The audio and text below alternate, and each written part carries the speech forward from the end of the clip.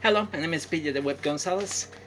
I'm a wrestler, I'm trans, I'm pansexual, and I do exist, and I'm still the New York Championship Wrestling Women's Champion. And I want to tell my story, and I don't want anybody else to tell my story, and this is why I'm doing this video.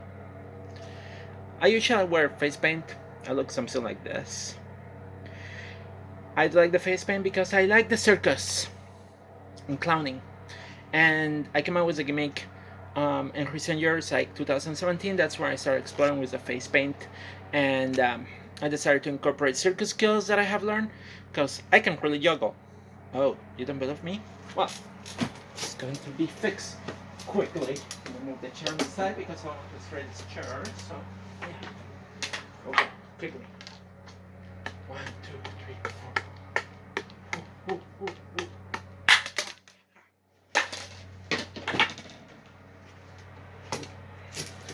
So yeah, the web is my tribute to the circus because I love the circus. I used to watch circus shows when I was younger, and I got into theater, and I love the circus performing arts pretty much.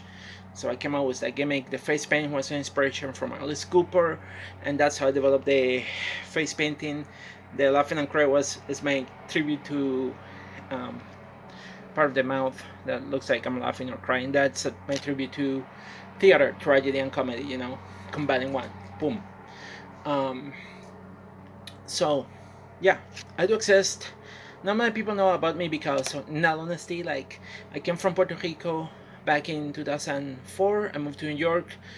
I wrestle occasionally. I was in back then social media wasn't as it is today, where you find many promotions in many schools out there, so it's easier to book yourself and find places to work. But back then I didn't have that option. Even in Puerto Rico, when I started training when I was on my 22 years old, and I was finishing my bachelor degree in chemical engineering. At, that's me in Puerto Rico. So I began training. It happened by casualty. When I was growing up, I was bullied for being me. I wasn't too open about my gender and sexuality because I grew up in a Catholic family. So there was a lot of that I had to figure out about myself over time. And growing up in a Catholic family and then attending a Christian evangelical high school, which I graduated in 1993, it just made it difficult to come out because I guess I was traumatized.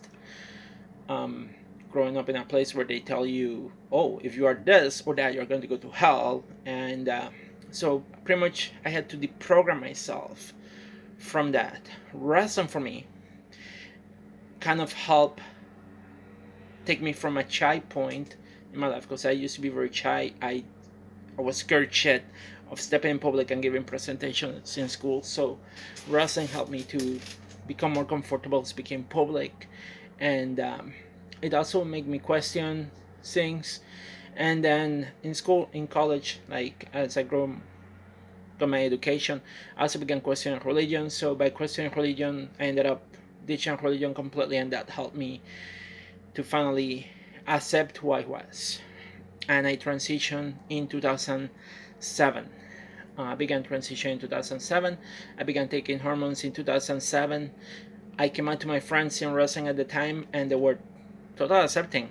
I thought I was going to lose everybody, and at that time I was wrestling in Vermont for a company called Slam All Star Wrestling, and I was wrestling there, and my friend at the time, JP Black, he he asked me, hey, do you want to do a loser wears a dress match? And I was like, okay, sure, yeah, let's do that. I was a heel most of the time, and I have to admit it, I'm not well known, probably because of the fact that I didn't do anything impressive. I only knew how to freaking cheat. I used to have like a Cubaton, which is like a metal stick. I had on my knee pads, so I'll pull it out, I cheat. And like I said, I was only wrestling for one organization. I wasn't traveling around that much. I didn't have the time. I was working for the state as an engineer, so I didn't travel into many places. And also I couldn't find promotions. Again, social media was not as it is today. Today is very easy to contact promoters all over the world if one wants to work. But back then it was very difficult to find places to work. and and it made it a little bit difficult. But I did wrestle. Yeah, people like the match. The match is on my YouTube channel. That Loser Wars address. Eventually, I finally came out, accepted myself. I took a little bit of time off away, but then I returned back to Slam All Star Wrestling to September 2008 for a women's match, and I had my first chance for a women's title in 2008 against Lindsay Lynn, who was a champion at the time. And of course, I wasn't using the gimmick of PJ the Web, but it was interesting because when I came out of the to do the match, like some people that still remember my gimmick from before I transitioned, they still knew what it was, which took me by surprise. But they were, even though there were some comments that were kind of like ugh from the crowd when I was wrestling in that match, still I was able to do that match. And the match again is on YouTube, it's on my channel. Watch it and you will get to see me wrestling after I transition in my first match after I transition, because there was a point that I was thinking I think I'm going to back down completely from wrestling, and that match gave me the chance to continue doing wrestling. I did end up backing down from wrestling for a while, from 2010 to 2015, and it wasn't mostly because I wanted to, it was because I lost my car, and to wrestle you need to have a car, you need to have reliable transportation to drive and to go to places. I also lost my stage job too, so that economic collapse affected me, so I couldn't wrestle, and I decided to enroll in school. I got into theater arts, I did another associates in business administration and accounting, in addition to all the other degrees that I had, because I had a master's degree in engineering and all that kind of stuff. So I got back in school and I couldn't find a job. Like the comic was in a really bad spot, and that prevented me from getting a car. It wasn't until 2015 where I was able to afford a new car, and then I began training more often again, and I got back in the ring. And at that time, I already found out that there were more people like me in the wrestling business, like Mariah Moreno, which is like one of the pioneers, and I give her credit for that. Roxy Matena, she's also another good friend of mine too.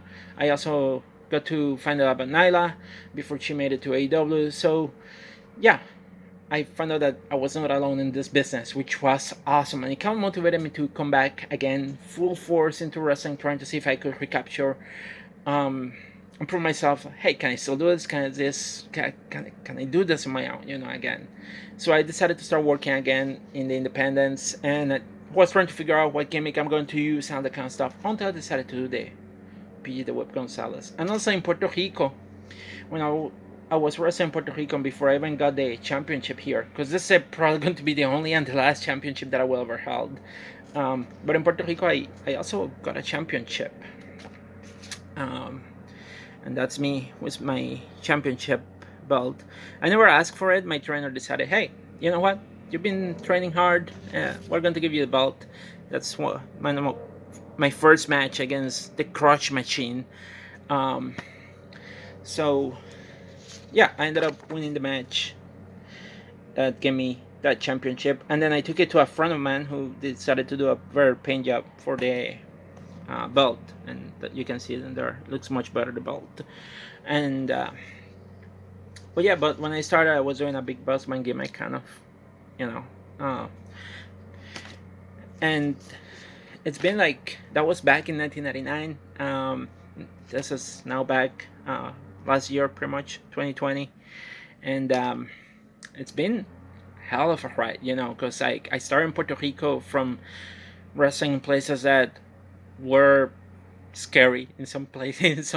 Sometimes, like when you mix alcohol with people, it can become very scary crowd. You never know how they're going to react, and I had to be careful not to step it too much, because I don't want to get myself stabbed or killed. When I came here to United States, to mainland United States, because Puerto Rico is part of the United States, in case you didn't know.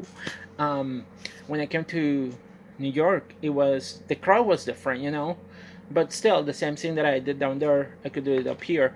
Now up here, my accent became my way of doing things. I will have my accent, and I was kind of doing a gimmick similar to Razor Ramon, pretty much, um, but not as trying to still be careful and be respectful of the fact that I'm Puerto Rican. I was just being proud of being Puerto Rican, but making fun of like people that didn't speak any other languages other than English. So that was my thing, If and then as when I came as trans, like I was trying to find a way, like, how can I do this, because I'm not tiny, I'm not thin, and that's the thing that I want people to understand, that when you're trans, there's no one way to be trans. If you imagine a visual line, if you can imagine yourself, there's a line, that's a gender, or a big square, that's a gender spectrum. One side you have masculinity, on the other side you have femininity. Where you fit in that spectrum, that's the thing that you have to figure out on your own. And that is a very personal thing for each trans person. Not every trans person likes the same thing. When I was growing up, one of the things that I like was earrings. But in my culture, where an earring wasn't as acceptable back then, and I envy my sister for that, because she could wear whatever earrings she could had, and I wanted to wear earrings if I could, but my society and the place that I was in, the school that I was going, did not allow boys to wear earrings, did not allow boys to wear long hair. I one time let my hair grow, and my mom ended up cutting my hair, and I was crying when that happened, because I loved the long hair. And so to me, there were certain things that I like more than others. Makeup, I didn't have time to explore that when I was younger, because again, I was living in a society that was not very accepting, and I didn't want to get myself killed. And in Puerto Rico, violence against trans women is something that still to this day continues happening. So I didn't want to get killed back then. So I never practiced too much with makeup until I got in theater, and I'm not an expert in makeup, I have to admit it.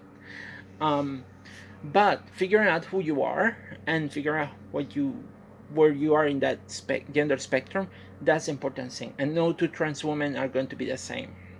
And it's totally okay for all of us to be different, because that's what makes diversity. That's what makes our community who we are, And who I am is who I am. And whether people know about me or not, I still exist. And I will be a trans woman in wrestling. And if I can do this, anybody can. And if you are struggling with accepting yourself, accept yourself. Realize you are not alone. We're out there, and we support you, and we accept you who you are. That's all I got to say. Peace, everybody. I hope you like my story.